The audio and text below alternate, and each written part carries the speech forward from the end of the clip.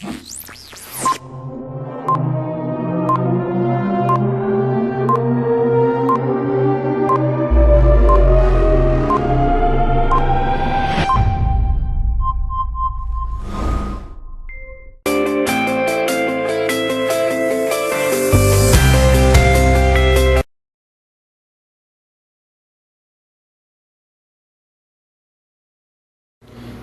friend, in this lecture we are going to see mesh analysis. It is an application of Kirchhoff's voltage law. To understand this, let us consider a simple circuit.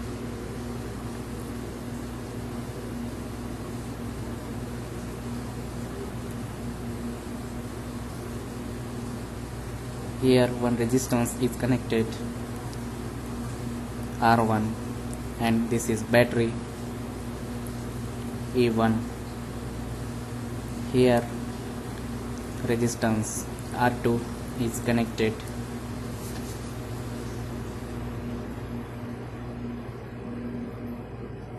Here resistance R3 is also connected here, and second battery E2 is connected here.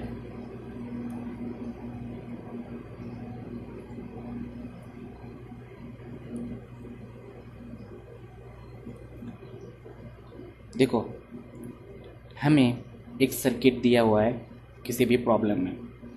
अगर हमें पूछा गया है कि current find करना है resistance R1 से या रेजिस्टेंस R2 से या रेजिस्टेंस R3 से, तो हम KVL के थ्रू कैसे कैलकुलेट कर सकते हैं वो देखेंगे.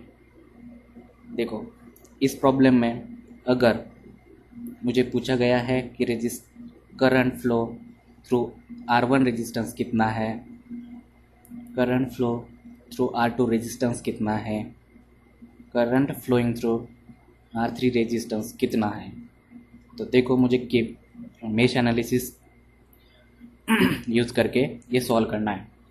तो मुझे मेश एनालिसिस में KVL का यूज़ करना है. ये एक एप्लीकेशन है KVL का, ठीक है.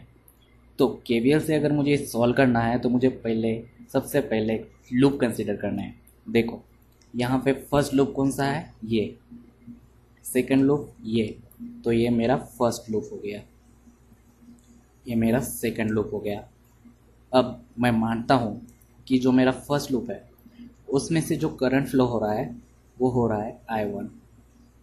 This is I1. एंड जो सेकंड लूप है उसमें से जो करंट फ्लो हो रहा है वो है I2. दिस इज I2, ठीक है. अब मैं पोलैरिटी मास्क कर लेता हूँ. देखो, जहाँ से करंट रेजिस्टेंस में एंटर होता है वहाँ पे हम पॉजिटिव लेंगे. अब देखो, ये करंट जो है ये यहाँ से ऐसे फ्लो हो रहा है, तो यहाँ से एंटर होगा और एग्जिट पे माइनस लेंगे, ठीक है. अब यहाँ से जो करंट फ्लो हो रहा है वो ऐसे हो रहा है, तो यहाँ पे ये पॉजिटिव, ये नेगेटिव, यहाँ से एग्जिट हो रहा है. अब I2 के लिए यहाँ से देखो, यहाँ से करंट पास हो रहा है, मतलब एंटर हो रहा है, और यहाँ से एग्जिट हो रहा है, ठीक है. अब देखो, ये करंट ऐसे फ्लो होके यहाँ से ऐसे जाएगा, तो यहाँ से पास हो रहा है, यहाँ से एग्जिट हो रहा है, ठीक है. अब मैं KVL अप्लाई करता हूँ फर्स्ट लूप के लिए. So here apply KVL to loop 1, ठीक है. अब मैं यहाँ से स्टार्ट करता हूँ. देखो, मैंने लास्ट लेक्चर में बताया था वोल्टेज ड्रॉप और वोल्टेज राइज के लिए साइन कन्वेंशन, वही हम इस लेक्चर में भी यूज़ करेंगे, ठीक है. तो देखो, यहाँ पे पोलैरिटी चेंज हो रही है नेगेटिव टू पॉजिटिव, मतलब यहाँ पे वोल्टेज राइज हो रहा है. इसके लिए मैं यहाँ पे प्लस साइन लूँगा, प्लस E1, ठीक है. अब यहाँ पे देखो, यहाँ से प्लस से माइनस में चेंज हो रहा है, मतलब यहाँ पे वोल्टेज ड्रॉप है. वोल्टेज ड्रॉप है तो नेगेटिव साइन लेना पड़ेगा. अब across the R1 voltage drop क्या होगा, V is equals to I into R होता है, ठीक है, हमें पता है। अब यहाँ पे आई वन कितना है, यहाँ पे जो लूप वन है उसमें से आई कितना है, आई वन है। वोल्टेज ड्रॉप है इसलिए माइनस लूँगा क्योंकि polarity changes from positive to negative. Current flowing is I one and resistance is R one, ठीक है। अब सेकंड, यहाँ पे देखो पॉजिटिव से निगेटिव पोलैरिटी चेंज हो रही है, मतलब यहाँ पर भी वोल्टेज ड्रॉप है। तो करंट जो फ्लो हो रहा है वो आई वन है और रेजिस्टेंस है आर टू। अब ये इधर भी है, दोनों में कॉन्टेक्टेड है, ठीक है। तो यहाँ पर इस डायरेक्शन में देखो, यहाँ से पोलैरिटी चेंजेस हो रही है निगेटिव टू पॉजिटिव, तो यहाँ पे वोल्टेज राइज है। करंट कितना है, सेकंड, ये सेकंड में है ना, तो करंट कितना है, आई टू, तो वोल्टेज राइज है इसलिए plus current I two and resistance is R two. अब यहाँ कुछ है नहीं, इक्वल्स टू 0। अब मैं इसे रीअरेंज करता हूँ, देखो ये प्लस ई वन माइनस, यहाँ से मैं आई वन कॉमन निकालूंगा, I one into this is R one plus R two हो जाएगा, plus this is I two, this is R two equals to 0। अब इस ई वन को मैं यहाँ इस साइड लेके जाऊँगा, तो क्या हो जाएगा, ये minus I one into this R one plus R two plus I two R two equals to minus E one. ये हो गया equation 1। Again apply KVL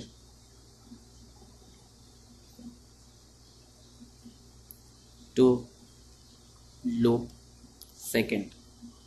this मैं यहाँ से स्टार्ट करता हूँ, देखो यहाँ पे पोलैरिटी चेंज हो रही है पॉजिटिव टू निगेटिव, मतलब यहाँ पे वोल्टेज ड्रॉप है, वोल्टेज ड्रॉप के लिए negative sign.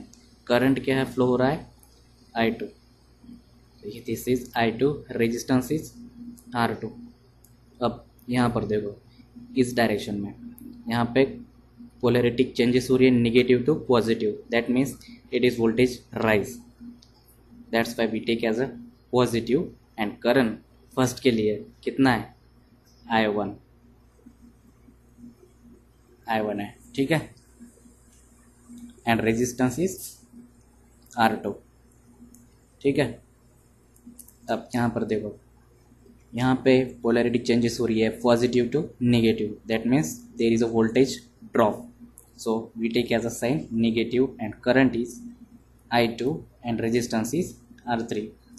Here polarity changes from positive to negative, that means there is a voltage drop, so here is minus E2।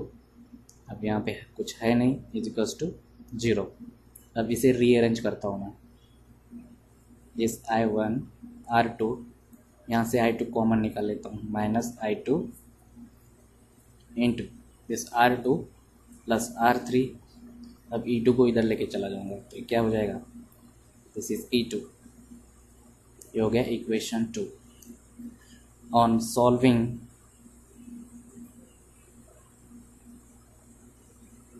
Equation 1 and 2 we get I1 is equals to and I2 is equals to some values। यहाँ से हमें I1 और I2 की value मिल जाएगी। अब हमें find करना है IR1। तो IR1 जो current flowing through the resistance R1 है कितना है, देखो यहाँ पे जो करंट फ्लो हो रहा है R1 से वो कितना है, I1 है, तो ये कितना हो जाएगा IR1 के लिए, I1। अब IR2 निकालना है, तो R2 के लिए रेजिस्टेंस कितना है, यहाँ पर देखो दो करंट है, एक ये हो गया I1 और एक ये दूसरा हो गया I2। अब IR2 निकालना है, तो अगर I1 is greater than I2 है तो I1 माइनस I2 होगा, और अगर I2 ग्रेटर देन I1 है तो I2 माइनस I1 होगा। ठीक है। अब अगर मुझे करंट निकालना है रेजिस्टेंस R3, R3 से करंट निकालना है तो कितना, यहाँ पर देखो करंट कितना फ्लो हो रहा है R3 से, I2 हो रहा है, तो ये हो गया I2। तो मेरे ख्याल से इसमें MPSC में एक क्वेश्चन पूछा गया था इसी के बेस पर, शायद 2018 या 2019 में, तो वो इसी के बेस पर था। कुछ रेजिस्टेंस थ्रू 1 ओम के लिए पूछा था, उसी में से करंट निकालना था, तो वो यही है। बस आप प्रैक्टिस कीजिएगा क्वेश्चन का। ठीक है। आई होप आपको ये समझ में आया होगा। So thank you.